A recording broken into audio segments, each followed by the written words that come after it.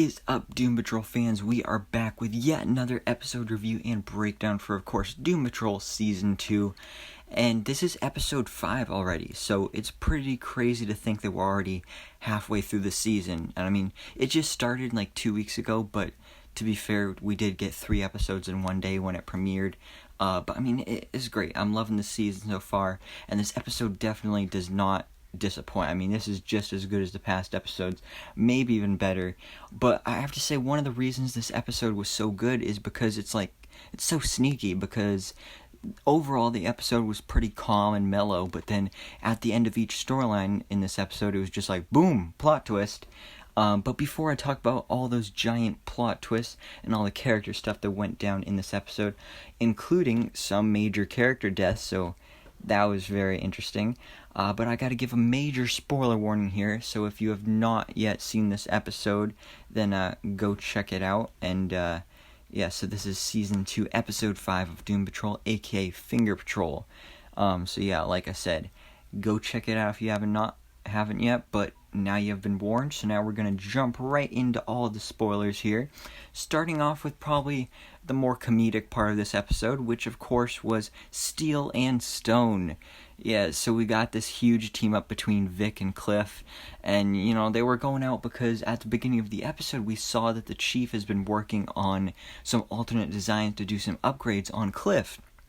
And the blueprints for these designs were pretty crazy. I mean, looking at them, just imagine seeing Cliff walking around with those giant robotic spider legs. I mean, it'd be really cool. That'd be freaking dope. But at the same time, that'd be super freaky, man. Robot spider legs, that's kind of scary. But anyway, these upgrades would actually give Cliff back the sense of touch, because obviously he's been missing that since he became a robot, so of course he wants to get that back. But with the chief, of course, his technology isn't that great, but it would take decades to actually make it work. So that's when Cliff gets an idea. And his idea is, let's go see your father, Vic. Let's go see Silas Stone.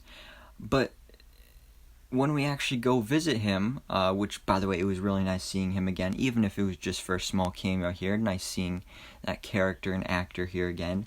But he doesn't want anything to do with this. He doesn't want to help because, first of all, he completely despises Niall.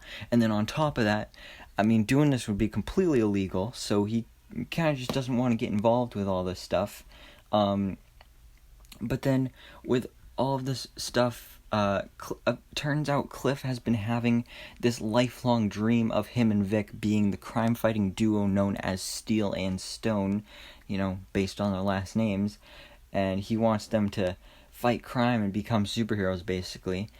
So we get this, classic buddy cop TV show style montage here that was really funny to see, and with Cliff wearing a wig and everything, and just a whole bunch of weird stuff going on here. But yeah, it was really funny, really hilarious. I love this. But then in real life, Cliff actually did pursue his dreams here, I guess, and some guys were trying to break into a car, right next to Cliff, so he's like, alright, well, I'll go stop them.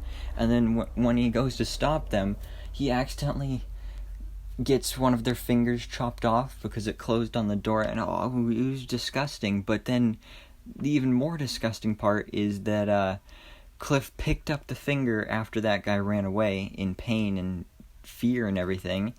And then he just put it in his pocket, and he was like, well, I'll keep that finger, because maybe it'll come in handy later, maybe it will help him with feeling stuff. But, that's pretty freaky. That's creepy, he just walks away with that dude's finger. But, that's just the kind of thing that happens on Doom Patrol. But while all of this is happening, Vic has decided to go visit Ronnie. And you see that their relationship is starting to blossom once again, because obviously the last time we saw them together, things ended pretty rough. But now they've basically come to learn and realize that they both have a dark past, and they just need to focus on the present, and they can't judge a person by the worst thing they've ever done. So, they're basically officially a couple now, so good for them. But now, let's get into another major storyline of the episode with Larry and Rita. And I have to say, I just love seeing this relationship here with these two, because they really are best friends, and we saw that really emphasized in episode 3 with the whole Red Jack flashbacks and all that stuff. But yeah, so it's nice seeing these two back together again, because we start off the episode with Rita, and she's going to like this garden center or something. I mean, at first I thought it was just like Walmart, but no, it was like some garden center. But she has gone to talk to this lady who is apparently the director and writer for the local play, like the local community theater type thing. So Rita wanted to do an audition, and she was like, all right, let's do it right now, like right in the middle of the garden place. So of course it didn't go well, because Rita was unprepared. She didn't think they were going to do it right then and there, but they did.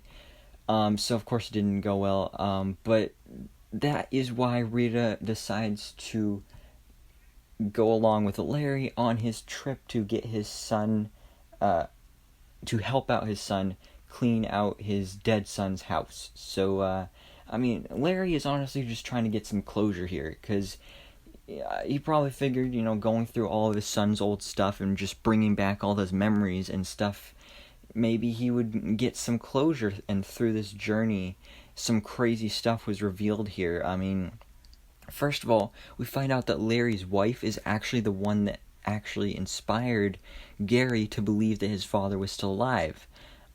So that's interesting there. And she was still in love with him the whole time, even though she knew but didn't exactly know that he was, sneaking off with that other guy. So also, speaking of sneaking off with that other guy, Larry came out to his son Paul in this episode as well, which of course was a big moment here. But then all of a sudden, boom, plot twist. Because turns out Paul's not such a big fan of his father after all. And he basically called the cops on them, or maybe it was the Bureau of Normalcy. But he basically completely betrayed him. But luckily, Larry is able to make it out of there alive and escape. But that's when the negative spirit is able to protect and defend him. But unfortunately, in the crossfire, Paul's son gets shot and dies. So now Paul's even more mad at Larry, but, I mean, dude, it's literally your fault. You're the one that called the Bureau of Normalcy. You're the reason the guns were there and everything, so you're the reason your son is dead. So it's really your fault, but of course he's just got to blame it on Larry. So yeah, I mean, you gotta feel bad for Larry, especially how the negative spirit just lifts him away, and as he just flies off into the night. I mean, the negative spirit doesn't even absorb back into him. He just carries him away. But on a happier note, during all of this that was going on, Rita got a call from the casting director, and turns out everybody else that actually got cast in the play instead of Rita, unfortunately got sick from playing the same didgeridoo. So that's not good. I mean, this is a major life lesson here that you can learn from this. Never play the didgeridoo when you know someone else has used it. I mean, it's a dangerous thing to do, so just don't try it, kids. But because of that, Rita now has the part in the play, and she's going to be in this play, and it's definitely going to be interesting seeing how this plays out within the next couple episodes. I don't know if we'll see more of this, if we'll see the actual performance or anything, but I have a feeling she's going to be a little bit obnoxious, because, I mean, she was literally a movie star, so she may feel like, she's better than everyone else and stuff, but I don't know. But then, of course, the big main storyline of the episode that, I mean, didn't really have too much happen, but it was definitely the one that had the most shock and surprises in it. And this was all about Dorothy, and her storyline in this episode was pretty crazy because, well, everyone in the underground has been having some problems, so Niles came up with the idea to set up Baby Doll and Dorothy on a Playdate together. And, of course it started off well at first because, they're both kids. They're just having fun like kids do. But Baby Doll's kind of a brat. I mean, she was, get out your imaginary friend and we can play and stuff. So then Dory got out her saber wolfadere, which is officially what I've been calling it from my past reviews. But in this episode, we actually found out that its real name is Manny, so that's cool. But during this playdate, Baby Doll is getting on Dorothy's nerves, so she gets super mad. And then later on in the episode, like pretty much at the end of the episode, we see that she's like, oh, let's go play some hide and seek and stuff. And then Dorothy completely tricks and scares Baby Doll, but then it really turns around on her, and because Baby Doll this whole time in this episode was getting super mad because she knows that if Niles had to choose between the two of them, of course he would choose his own daughter over Baby Doll. So she's getting mad about that, and then at the end of the episode when Dorothy does scare Baby Doll uses her powers and just throws Dorothy in the incinerator, locks her in there, and then starts up the flames. Like, that's not good. But of course Dorothy summons her imaginary friend Manny to come to her rescue, but Baby Doll is so much of a brat that she summons the fire-headed sun lady personality that we've seen before and kills Manny. So that's sad because, I mean, I know personally Manny was my favorite of Dorothy's imaginary friends, so it's sad to see him or her go, but they're gone now, and that's sad. I mean, no more saber wolfadere. So that's really sad. But then things get even more sad and even worse when Dorothy gets so infuriated by this, especially because her mother's imaginary friend was Manny, so she lost that connection that she had with Manny to her mother and all that stuff. And throughout this whole episode, Candlemaker was being super manipulative as usual and just kept saying, like, make a wish, you're an adult and all that stuff, you can do whatever you want. And like I said, since he's so manipulative, Dorothy actually does make a wish, and so she gets the candle sprouting out of her hand, which is a really cool effect. I love how they do that. And she blows, and then we've suddenly just flashed to the underground, and the underground is in trouble. Oh no, what's happening? It's so much death and casualty here because we can see that the Candlemaker is attacking everyone in the underground, and then the Sunfire Head Lady actually gets killed, so there's another casualty there.